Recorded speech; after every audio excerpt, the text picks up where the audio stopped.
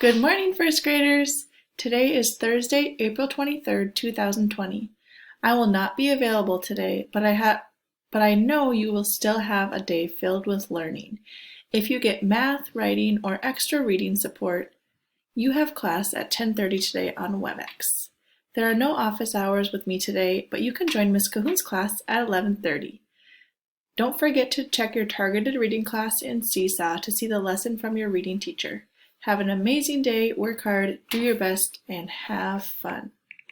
You can comment on, for your greeting, find somebody to teach Pinky Shakes to. And then for sharing, you can comment on our Seesaw post with what has been the most fun thing you've done at home lately. I'd love to hear how you're keeping busy and having fun at home. And for your activity today, you get to choose. Maybe that means you want to stretch, maybe it means you want to run a couple laps around your house. Maybe it means you want to do some squats. It's your choice. Have fun!